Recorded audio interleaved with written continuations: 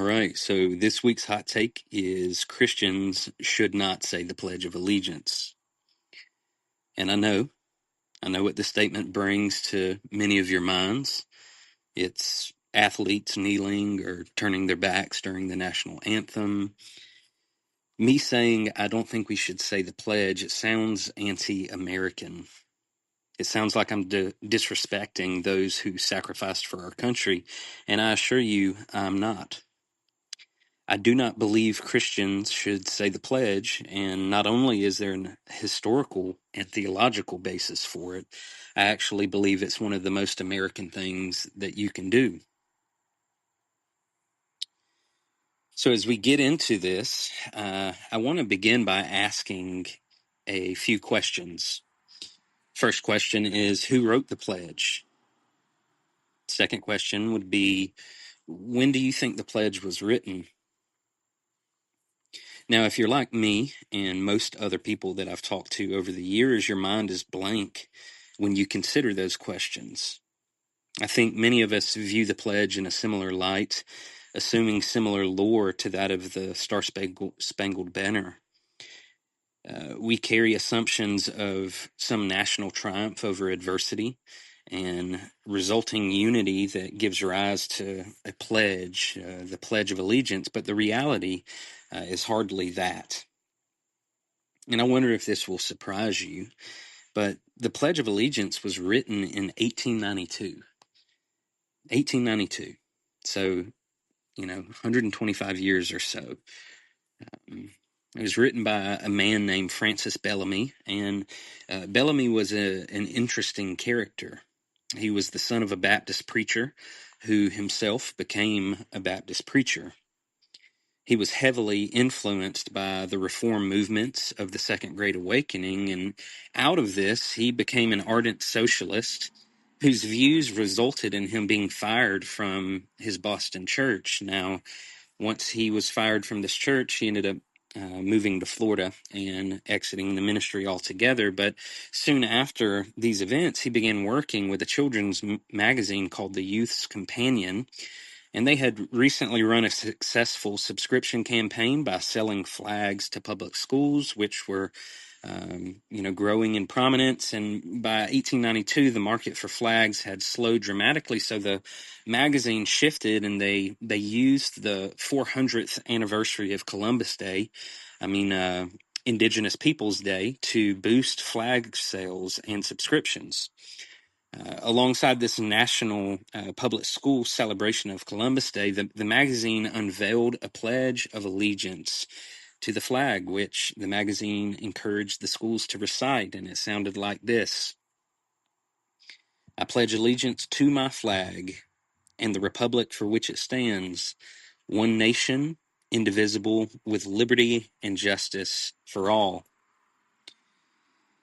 Now, as you hear those words, I want you to envision thousands of school children saying them in unison while giving a Nazi salute.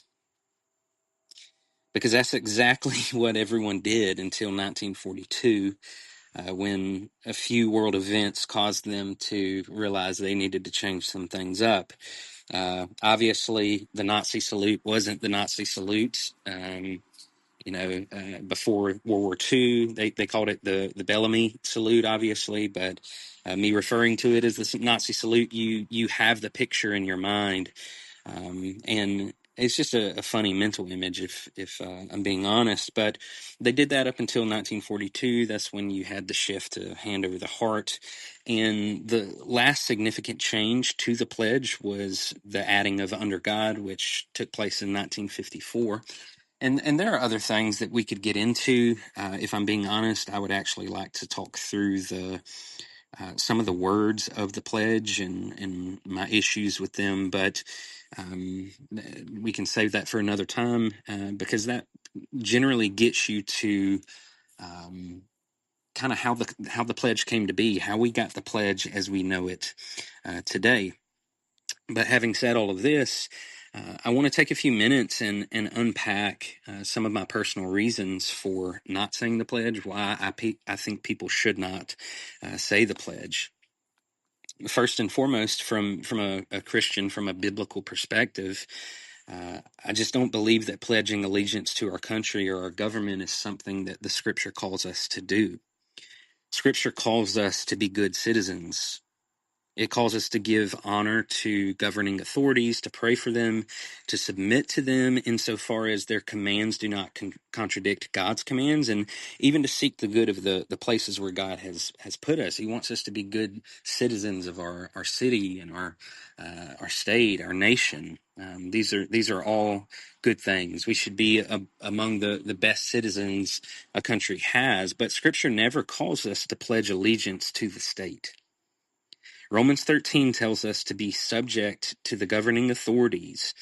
1 Peter chapter 2 tells us to honor everyone, love the brotherhood, fear God, honor the emperor. And I feel like the way that Peter words things here, uh, his wording is interesting. It's relevant. It's instructive because he doesn't say fear God and fear Caesar. He doesn't say love God, love Caesar. He reserves fear for God alone, and he says honor or respect the emperor.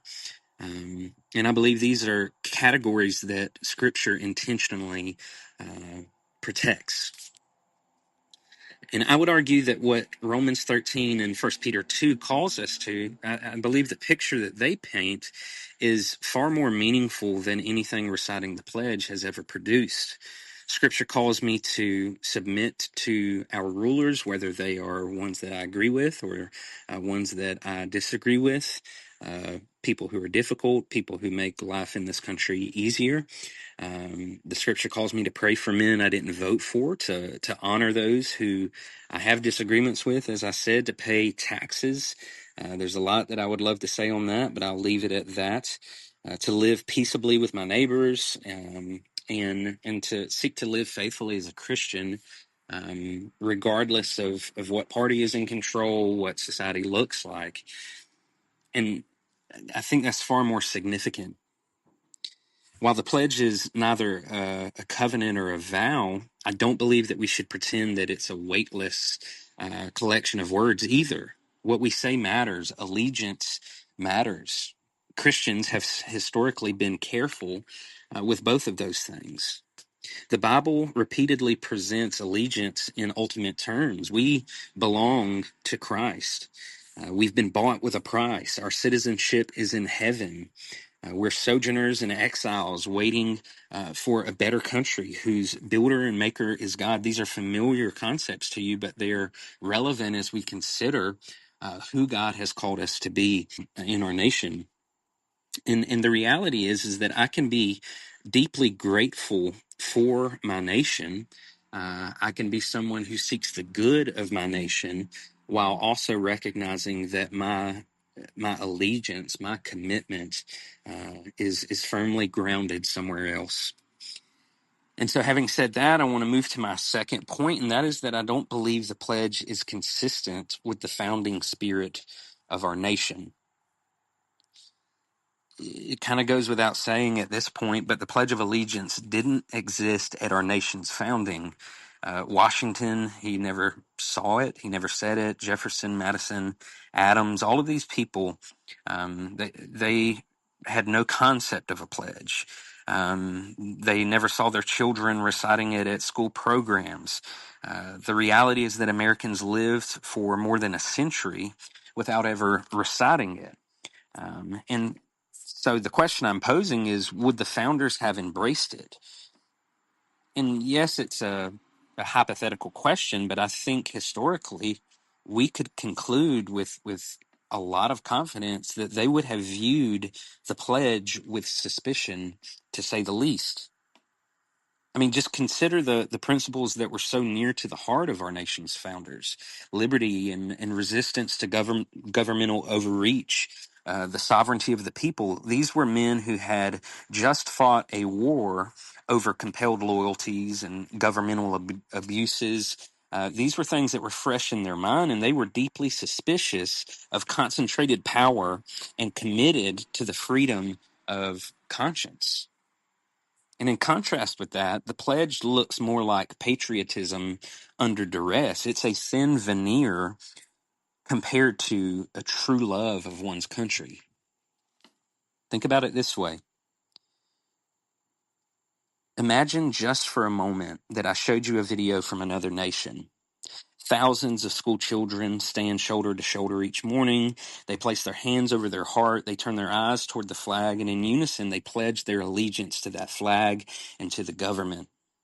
They don't do this once or twice a year or at some special assembly, but they do it every single school day from the time that they begin school. And I want you to be honest with yourself for a moment. If that nation was China, if it was Russia, if it was North Korea, how would we feel about it?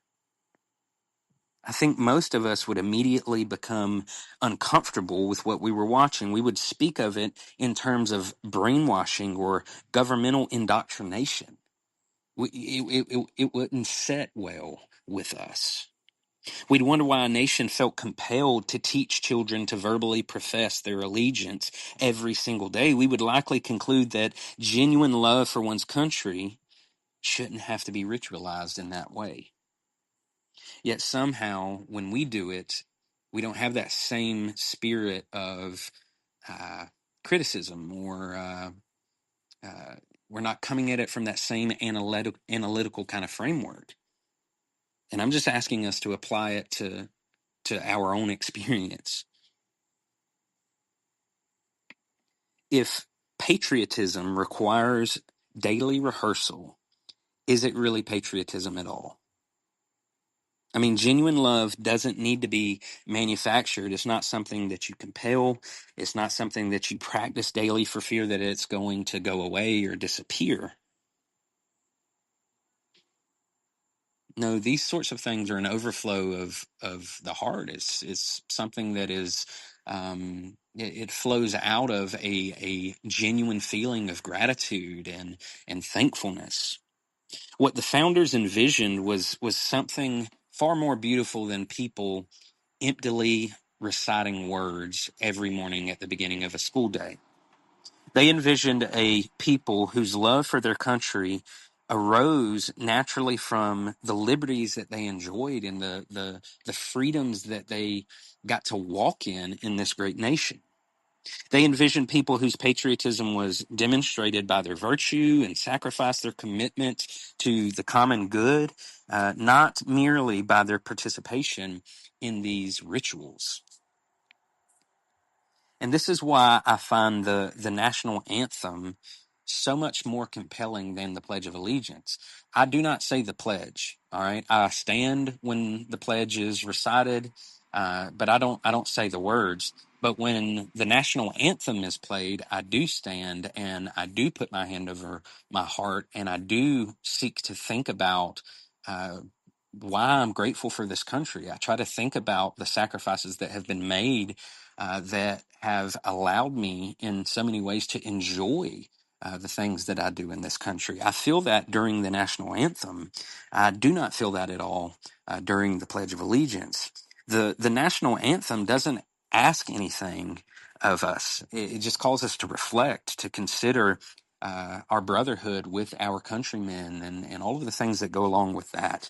And in contrast with that, the pledge just it asks me to verbally commit myself to it, to verbally pledge my allegiance. One seeks to cultivate what I believe is genuine love for country, and the other seems to be like an exercise in groupthink and brainwashing.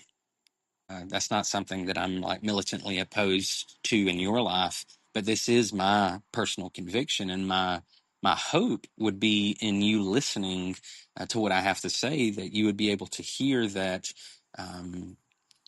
Ultimately, I realize that the pledge and the issues connected to this. I mean, this is a matter of conscience. You might get lit up saying the pledge, and to that, I just say, do your thing. I'm not trying to dampen that for you. Um, Really, my hope is that you were able to listen to this. It was digestible. It was thought provoking, that hearing some of my train of thought challenged and refined your own thinking. This might seem like a small issue, but I really think that it is significant and it's worth our weighing out and wrestling with. And so I just want to say thank you for listening. Hit us up if you have any other suggestions, questions about this show or about other shows that we've done.